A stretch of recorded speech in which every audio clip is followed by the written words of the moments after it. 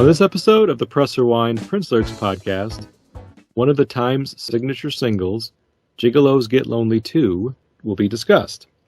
And contrary to rumors, Jerry Bonner returns to the show to help me break it down. Welcome back to the show, Jerry. Thank you, Jason. It is a pleasure to be back. Thank you. Thank you for joining me again. This is a Time song that obviously came out in 2019. Prince's version of the song came out on the Originals collection in 2019, which is why I'm covering it here. I'm not covering every single Time song that Prince wrote, but I am covering the ones that came out on Originals. And the estate felt like Prince's version of Gigolos Get Lonely Too was worthy of inclusion on that set. And I think it's a little bit fascinating because this isn't.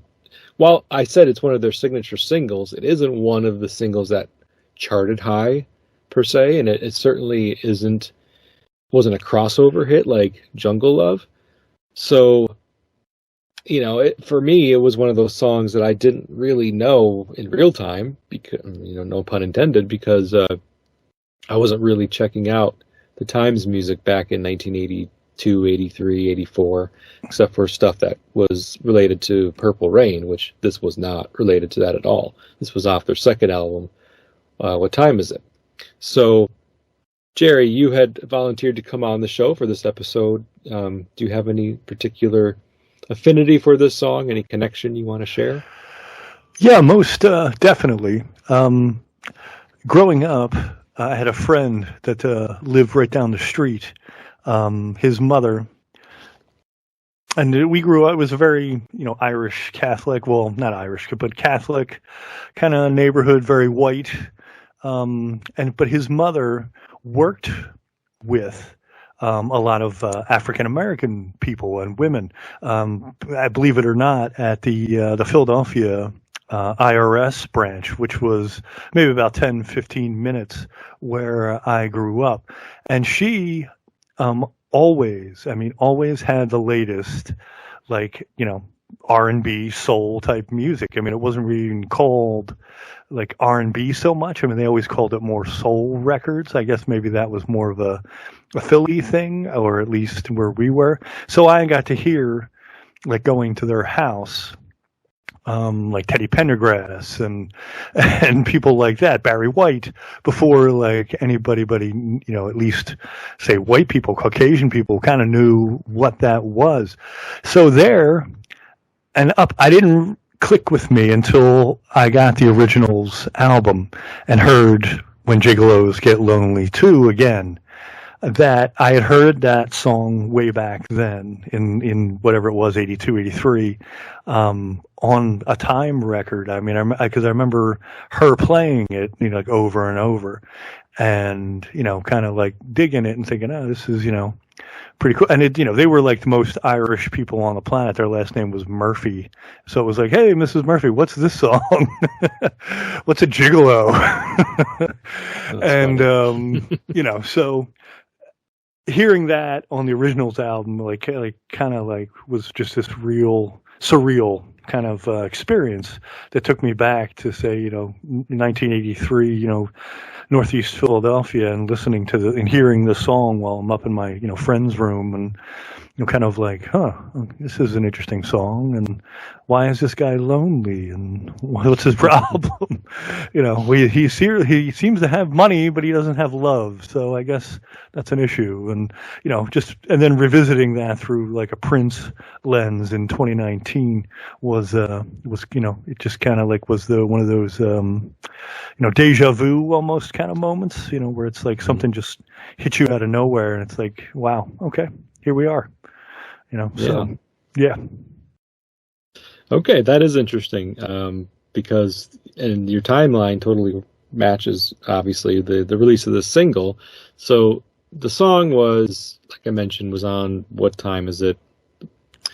The Time's second album, released in August of '82, but it was the album's third single, which wasn't released until March of '83. So most people probably hadn't, unless you owned the album, you wouldn't have heard this song on the radio probably until '83, which coincides about the time that Prince blew up with Little Red Corvette in 1999 off of the 1999 album. So, Prince was writing songs for the Time's second album, the very first Vanity 6 album, and then his own 1999 album, all there in like early to mid '82, and that's when this song was written. It's kind of an interesting little story about this song and kind of its spiritual twin, International Lover.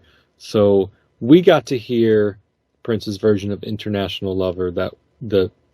Obviously Prince's version was the release version, but some early versions of this, some early takes on this song on the 1999 Super Deluxe that came out in also 2019. And by all accounts, International Lover was going to be on the Time's second album.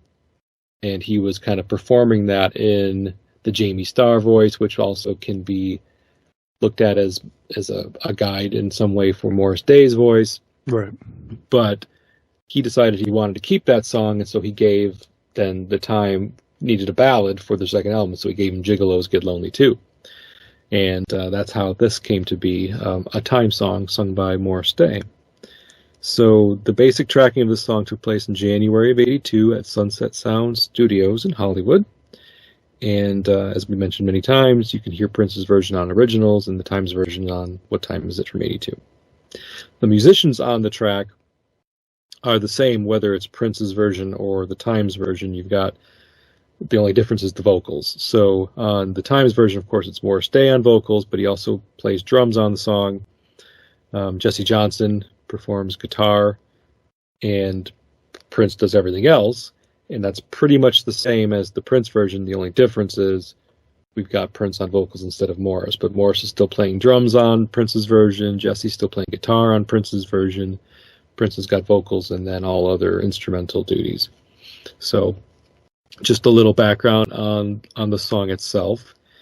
And, I think at this point we can start talking a little bit about the lyrics and maybe what some inspirations were for Prince to write a song about gigolos. It's an interesting topic to mine, I think. And you had kind of alluded to that, Jerry, with kind of trying to figure out, like, why is this guy who seems to have it all so lonely? Like, what's going on in his world? Right. I guess you've heard of my reputation. I've had my share of fooling around, but everybody needs stimulation, and mine just happens to be all over town. And then he'll get into like the pre-chorus. It's an easy money occupation, first class psychiatry. But just once, I'd like to make love without taking off my clothes. Just once, I want to make love with someone who really and truly knows. All right, so here we've got, a typical first verse setting the scene. This guy has a reputation, as he mentions, and, he kind of explains to the listener that he's someone who has a lot of sex, and for money. It's an easy money occupation. He's calling it a job. It's an occupation. And of course, along with the title of Gigolo, you obviously know that this is not just some guy who is a player necessarily, although he is a bit of a player, but it's also an occupation. It's a job. It's something that he's doing for money, engaging in dates, sex for money. And that kind of coincides with, again, the title of the song, Gigolos. So it just feeds into that, and also explains a little bit why he's lonely with the whole, I'd like to make love without taking off my clothes. I want to make love with someone who really and truly knows. I don't think calling it making love, I think, is what kind of tells us, the listener, that this isn't just he's not interested in having sex, which he's already having plenty of. He's had his share of fooling around, he says, and his stimulation happens to be all over town, meaning like he's really spreading himself around, literally. What else are you digging out of this first verse, Jerry, when you listen to it? My first thought, more as an adult with this song, was, he inspired by the movie, right, American Gigolo, mm-hmm. which, in the early 80s was a very big pop culture phenomenon. I remember people talking about it even, as a kid and not understanding, what it was. Again, as I said, I remember even when hearing this song as a kid thinking, what is a gigolo and why is there a movie about it? And then why is there a song about it? But I mean, here Prince, is laying the groundwork for a lot of his themes that would be in, later songs about, making love in different ways, of the mind, rather than just the body, and money being tied into that. These are themes you see in later songs as well. So, he's reiterating or laying that groundwork here. And, he wants someone obviously that's going to go deeper. And, the fact of the matter too, is even the most pleasurable of things. When they become a job, they become mundane. They become, not fun anymore. I've spoken to you maybe a little bit about this, but, working in the, video game industry, interactive entertainment, as I have, reviewing games, people think it's so much fun. You get to play games for a living. It's still work. And you get to a point where you're burned out on it. And this seems like where the lyrics are coming from here. This gigolo is tired of, you would think, something that would be fun all the time, having, sex with various women or various people or whoever. But he's gotten to a point where he needs and wants something more. And this is where this character or this person in the song, this gigolo, is now coming from, is singing to us from that place of someone who's burned out on something that should be fun and pleasurable. Mm-hmm. Yeah, he's clearly burned out. That's why he's lonely, because all of these interactions with these women are lacking. Are lacking in emotion, lacking right. in true, intimacy. A real connection, sure. And feelings. So the stimulation is there on the body, but the stimulation isn't there for the mind and heart, mm-hmm. and which is what he's expressing in the song and why he's lonely.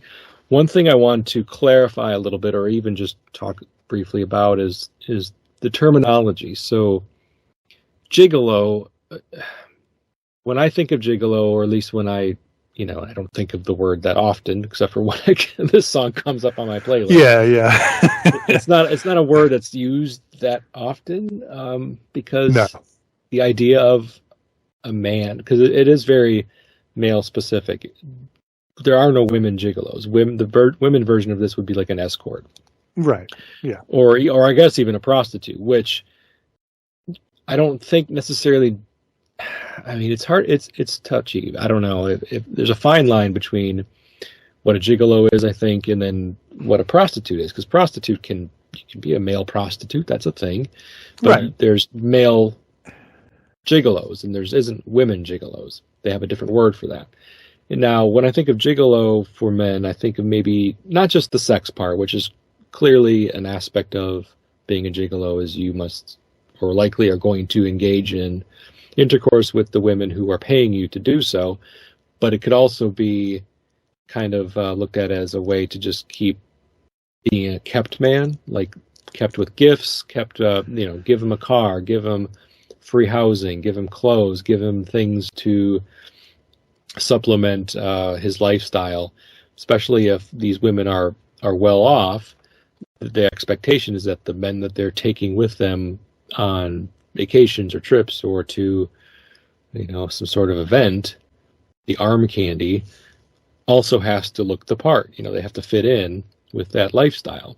And to do that, you've got to give this person the means and the material items to to fit in that lifestyle. So it's a little bit of money for sex, but it also could be gifts and also money and gifts for just companionship, paid companionship. So I actually haven't seen American Gigolo. That's a movie that I've never seen. I'm aware of it. I know it stars Richard Gere. I know that Blondie's "Call Me" was a major smash from the soundtrack. Right, but right. Honestly, I've never seen the film. It's Have you seen the film? definitely what you just described, and that's what I'm saying. The lifestyle that this guy is kind of in the song, at least the Prince song or Prince of the Time song, could be written by the Richard Gere character, say. And and gigolo, obviously you've alluded to, it has a higher end connotation, that there's larger sums and or gifts involved. With women now, you hear the term more sugar babies or sugar daddies and sugar mommies, if you want to play it that way, rather than say the lower end connotations of prostitute or whore, or I've heard male prostitute, obviously man whore, are very more lower end edges of the spectrum. But gigolo, yes, is higher end, where larger sums and gifts, as you were explaining, are the norm for services rendered. So yeah, and I think it is a bit more about the time spent too, where like the imagery of a prostitute, whether it's a man or a woman, is someone, a sex worker that hangs out on the street or hangs out in dirty, dilapidated buildings, and has a pimp that they have to pay and supplement what they're receiving. A percentage of that goes to the person who finds them the work. I don't necessarily know that gigolos or the female equivalent escorts have the same hierarchy or the same structure and how they get their jobs, maybe. But what I don't envision is the Morris Day or Prince character of singing the song is a guy who's just hanging out on the street getting dates from random women who drive by, like you see another Richard Gere film, Pretty Woman.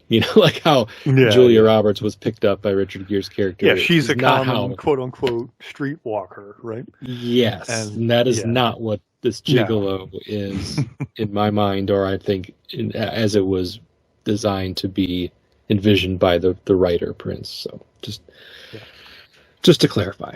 Yep. Okay, so then we'll get into the actual chorus. Contrary to rumor, gigolos get lonely too. All my lovers need stimulation, but honey babe, I think that I need you. So I think we just get the sense that feels like he's met someone that he can connect with. I mean, I don't think he's referring to just the concept of wanting love and needing a connection. I get the sense that the protagonist feels like he's met someone that fits the bill, like somebody that he can envision having that intimacy with, and someone that he can have a mental connection with, not just a physical. I don't know. Do you get the same thing, or do you think this is all just hypothetical? No, I agree with that wholeheartedly. I mean, it seems the impetus for the song, right? He's having, second thoughts about his vocation, his work, whether it's just burnout and or, finding someone who's truly spoken to his heart rather than just a trick, or, a one night stand. And that's where, all this emotion is kind of coming from. He's seeing maybe that he needs to put, his gigolo ways behind him and, really, go all in on one person, for, this matters of the heart, or, this romance, a full blown romance, rather than, just I said like a one night thing, where, if money is exchanged. I mean, this is, more of an emotional currency I think he's looking for here. And that's at least, where where I think it's coming from. So yeah. Yeah, and I think we are a bit vindicated in that belief with the next verse when he says, "Maybe you're the kind of person that could turn my world around. Won't you give me a little inspiration? Maybe that's what I need to make me settle down." And the pre-chorus again, "But it's an easy money occupation. But honey, one thing understand. I've got more money than you could imagine in your wildest dreams. But honey, money don't make no happy man." So now I think the second verse makes it clear that he's not just thinking, again, as I mentioned, hypothetically, like, oh, I really love to find that person. I haven't yet, but I really want to settle down. I really want to meet someone that I can connect with. And as you mentioned, kind of question, like, what am I doing? Is this going to lead to a fulfilling, happy existence? Or is it all just empty promises, empty money? Am I enjoying this anymore now that it's a job? Because he keeps referring to you. Maybe you're the kind of person. Maybe won't you give me a little inspiration? But honey, he's referring to, got a term of endearment for. But honey, I got more money than you could imagine in your wildest dreams. And then honey again, money don't make no happy man. So now you get the sense that he's singing this to someone or about someone, right? It's like kind of what you're seeing. Right. This seems like, a confessional almost. He's sitting with this person or, they're somewhere and they're having, on the couch, they have glasses of champagne there and he's, kind of pouring out his heart to this man and or woman and, saying, hey, I'm thinking about throwing away, this lifestyle of a gigolo, which, has made me rich, obviously. I've said it about 10 times already in the song. I got more money than you can imagine. Yeah. I mean, looking at the lyrics again, last night, I was wondering if this Prince song, has more mentions of money than Money Don't Matter Tonight. Which seems almost absurd, but it kind of does, if you look at it. So, yeah, that's where it's at. I mean, for sure. This is a confessional in a sense. It's pouring out of the heart and emotions. And, I want to give up this lifestyle where I'm, making oodles of money for you. And that's all that matters. I mean, that's, again, where I'm seeing it, but it's a nice little through line for a narrative for sure. I mean, it's the fairy tale in a sense, which you kind of alluded to by mentioning Pretty Woman, which is just a modern day telling of that. So, yep. Yeah, I do find it a little bit amusing, although the song isn't played for laughs. It's not supposed to be a funny song. That the tone is kind of remorseful, sad. Sure, yeah. But the constant mention of money again keeps it a little bit tongue-in-cheek, like, okay, well, so in order for a gigolo to have more money than you can imagine in your wildest dreams, they have to be very attractive, they have to be very well built, they have to be good at providing sexual stimulation. They basically have to be a stud, right? Yeah. Oh, yeah. Somebody that... Well, that was the whole joke of the old Saturday Night Live skit, too, with Fred Garvin, male prostitute, was here's this old man who thinks he's, going to service people. And, he has all these old man problems trying to be a male prostitute. So that was obviously, the joke. You don't, think of that, when you're thinking of, a high end, sexual, whatever, servant or sexual, worker. So, yeah. Right. So when Prince is writing the song, he wants to make it very clear to the listener that this person is a stud and they're highly desired because they're well paid, very well paid, high-end gigolo, top of the line, and he still is wanting to give it all up. All up for you, yeah. All up for you. So I'm willing to give up all of these riches that I've accumulated due to my studliness to settle down with one woman that can, make me a happy man, because money don't make me a happy man. And obviously these encounters with these what you have to believe are rich women aren't making me a happy man. So again, I find it a little bit humorous. Like, he's not a struggling gigolo in any shape or form. Right. Yeah.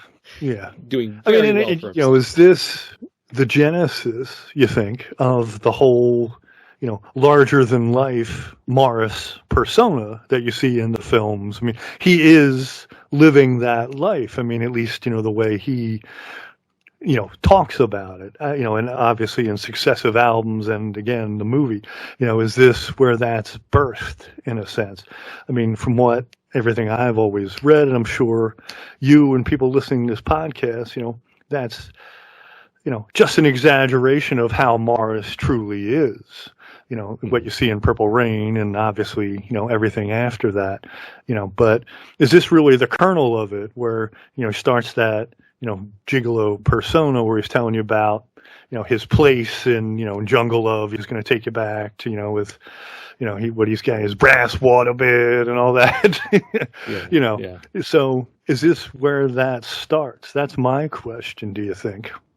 Yeah. And it's interesting because the Morris Day persona that is evident in Purple Rain and on Ice Cream Castles is one more of a, I don't want to call him a pimp per se, but he's certainly, like, in the scenes in the club in First Avenue, he's got all these honeys, he calls them, on the side. And he wants, when Apollonia comes in, he wants to make sure Jerome keeps them away, and so that the women can disassociate himself from all of the women that are after him. So it's almost like an inverse version of that, where here he's being paid for his services, as a stud, which that's the commonality. Like, in either scenario, Morris Day is the stud. He's the highly sought after man. He has all these women wanting him. In one version of Morris Day, like in this song, in the version of Morris Day, in this song, he's highly desirable and a wanted man by women, but he's being paid for it. In the other one, he's, like in the Purple Rain film, he's highly desirable, wanted by lots of women. So again, that's the common thread. But the difference is he's already got money, and but he doesn't really, of course. That's the joke in Purple Rain. He doesn't really have a lot of money, but he plays off the idea that he's rich and he's got a chef. He's got his personal chef, and he's got an amazing townhouse or apartment or house or whatever, and he's willing to. You see him vacuuming, in the beginning. Probably a little apartment on top of probably a Chinese restaurant in downtown Minneapolis. Exactly right. But it's all. But he plays the role. I mean, that's what I'm saying. That's. Yeah, it's extended. But it's almost more like a pimp role versus a gigolo role. Well, pimps to me. I mean, not that I have, vast experience. What's your experience with pimps, Jerry? Yeah, well, back in my younger years, no. It just seems that there was more of a violent streak, with that, where Morris is more played for laughs. And I guess maybe that's part of the joke if we're going down that road. Yeah, he thinks he's maybe some of that, but it clearly isn't. But I always took it the opposite way, where it was, he was playing the gigolo role more, to the end. But I could see the argument where the pimp kind of thing could be, said as well in reference to him, especially that larger than life, character. Yeah, so, well, I'm not saying like if the Morris Day character in Purple Rain met a very attractive, rich woman, that he wouldn't try to, get in with her so that he could be a kept man. I'm not saying that. I think his character in that film would definitely be all about that. Oh yeah. But he's not limiting himself to, rich women. Sure. Apollonia clearly is not rich. He doesn't necessarily know that, but she's an aspiring singer and dancer. she doesn't have money to pay the cab fare at the beginning of the film. Yeah. Again, he doesn't know that, but he wants to buy her, you know, in the most expensive bottle of champagne or whatever, and then wants his tip back. Once it's changed, Anyway, because in the reality of the film, yeah, he's not as well off as no, none of them are, and that's they're all aspiring. Yeah, and in this song, to kind of tie it back to this song, he is well off, unless of course this is all just a lie. And again, I guess we have to think that that's a possibility. Sure. It could just be him saying, "I've got more money than you can imagine in your wildest dreams." And he could just be saying that just to try to get her to believe that, wow, you're going to give all that up for me? I'm so lucky. I'm so lucky that you're going to give all this money and fortune up for me. And that was, I guess, an extension of the point I was making about how often, the money is mentioned. In my experience, I don't know about your own, but somebody who continually talks about something, whether it's money or whatever, typically are full of shit, are typically, just talking. It's all talk, with that kind of thing. Somebody who continually, talks about a specific thing. I have this, I have that, and maybe it's true on some level, but it always seems to be, again, from what I experienced, not quite what they're making it out to be. So it most certainly could be, a ruse here, as in terms of what money he has or doesn't have. Just another way to think about the song. If you always believed when you heard him say those lines that this gigolo really is very well off and is well paid and is very good at what he does, versus it just being a lot of bragging and not really much to back it up, just to make himself sound better. That's up to the listener, because it's not necessarily one way or the other, for sure. It just depends on your perspective and what you think is what is the tale to tell here. Because again, you have a good point about if you talk about something too much, that often means, not always, but it often means that you're a little insecure about that. So you have to keep bringing it up to not just make everybody else believe, but make yourself believe. Yep. and we talked about the themes already, and I had the exact same comments. Two repeated themes that come up not just in Gigolos Get Lonely Too, but in future Prince songs and past Prince songs even. That sex without love is empty and unfulfilling, and that's what being a gigolo is: having sex without any love and intimacy attached to that sexual encounter. And Prince, throughout his career, speaks to how that is unfulfilling. It's not the preferred way to enjoy each other physically. There should be some love involved. And the other thing, of course, is the money aspect. And money doesn't make people happy. Money is, I wouldn't necessarily Prince saying money is the root of all evil, but it's certainly like you could have money, but that does not equal happiness. And there could be something still very fundamentally missing from that person's life, in spite of seemingly having it all.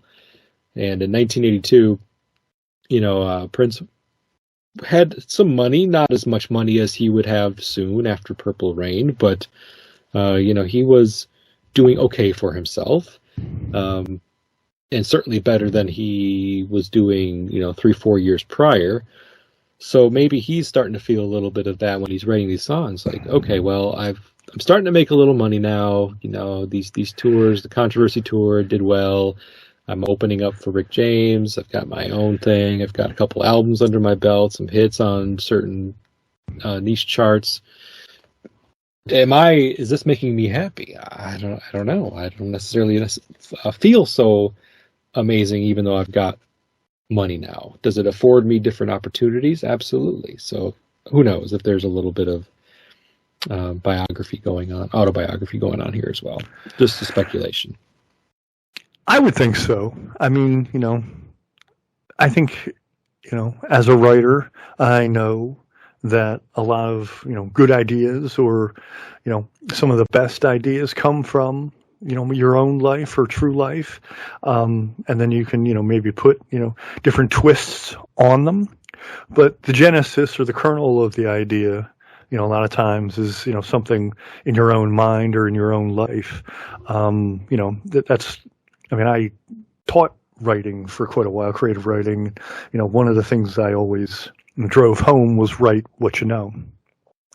And this, I think your point there definitely, he's starting, Prince himself is starting to maybe feel that he is, maybe attracting the wrong kind of woman because he has some money and fame now. And this is where the genesis for this song comes from. Again, that's pure speculation, but, he's becoming more of a known commodity or a man about town.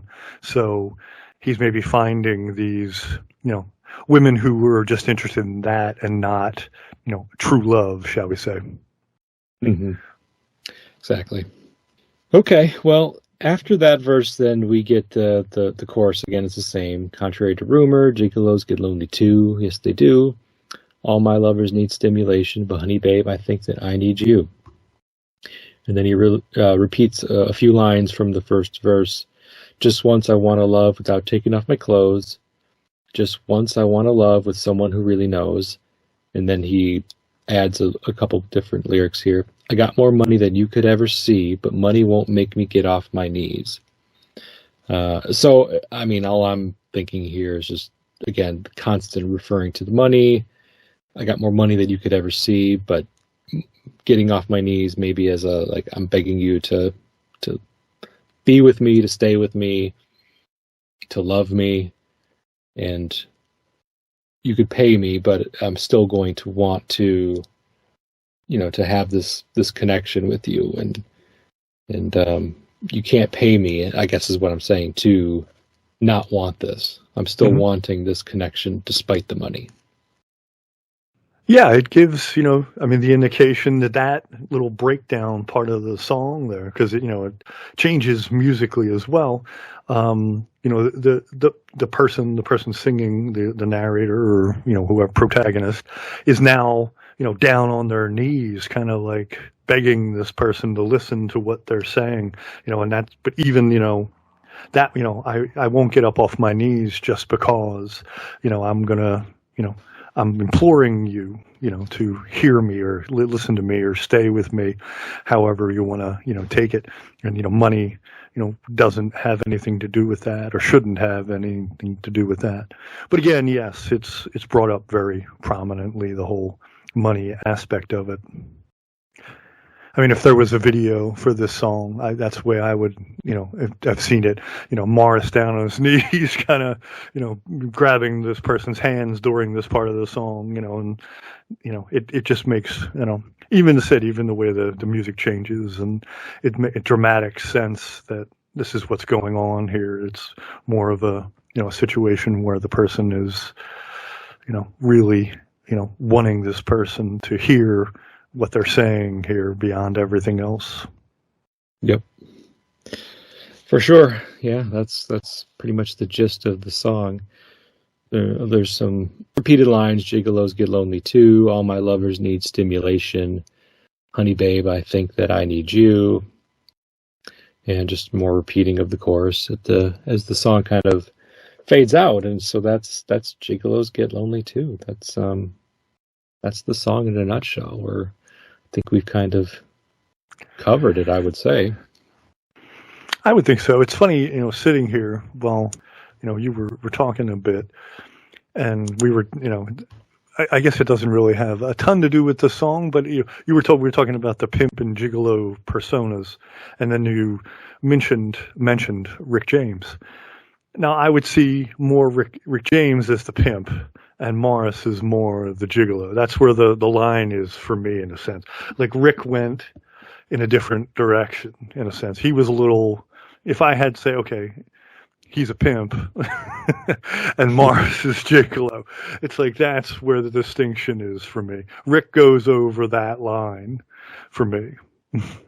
So I don't know. Well, one of the things that is played for laughs on the Chappelle show is Rick doing kind of the version of the pimp slap, not to a woman, but that's to Charlie Murphy, to Charlie Murphy, he gives him the big pimp slap, and you brought that up also with the idea, the visuals that we get of pimps from movies and television, and maybe for those who have had experiences in real life, is violence. I mean, it's their occupation.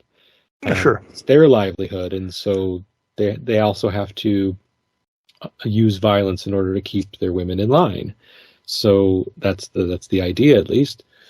So and no, I don't think anybody thinks of Morris Day as in the pimp character from Purple Rain, or as a member of the time, as a violent criminal.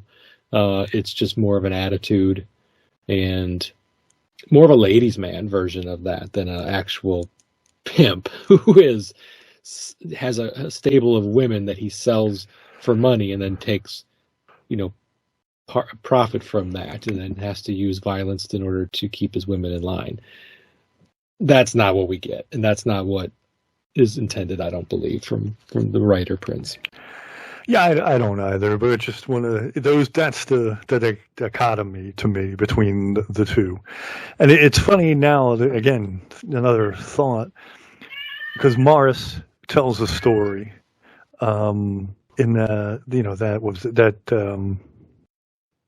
Mike Judge show, Tales from the Tour Bus with Morris. And Morris has told the story before, but that was the first time I had heard it, where, his mother or grandmother dressed him up as a pimp when he was little. Now it's just coming back to me, thinking about it. So, I guess the genesis of him thinking that or acting that way began back when he was little even. I mean, his family, dressed him up to go to church in this kind of pimp outfit. So, and that's illustrated fairly well in that Mike Judge show. So yeah, I know what you're talking about now. Yep. Good stuff. So it's not way off to think, but I think Morris kind of at least is trying for some sort of respectability, or at least wants to give that air of, he's above it. He's above that kind of stuff. That's the way the character comes across. So that's why he has Jerome, handle his dirty business or his, his rough stuff even in Purple Rain a little bit. So, he's above that level. Right. Exactly. Yeah. He's above it all. And that's kind of his MO, his character, in the film and on record in certain songs like Chili Sauce. Exactly. All right. Okay. So I don't really have much more to say about Gigolos Get Lonely Too. Do you have any final thoughts, or was that kind of your final thought? That was kind of it. Yep. Okay. Great. Well, thank you, Jerry, for joining me on this episode. Much appreciated again. Good Thank you for having me. It's good to be back, for sure. Awesome. All right. Well, this has been the Press Rewind Prince Lyrics podcast. I've been your host, Jason Brenninger. You can find the show at pressrewind.net or on social media, on X/Twitter, Instagram. Don't call it X, please. Well, I mean, unfortunately, that's what it's called. It's still Twitter, goddammit. Okay, well, that's why I always say X/Twitter, because some people just do not accept that it's called X. And no, maybe someday it'll switch back, but won't do it. For now, it is. All right. So anyway, you can find me on social media as well, and Facebook also. And until next time, thank you very much, and goodbye.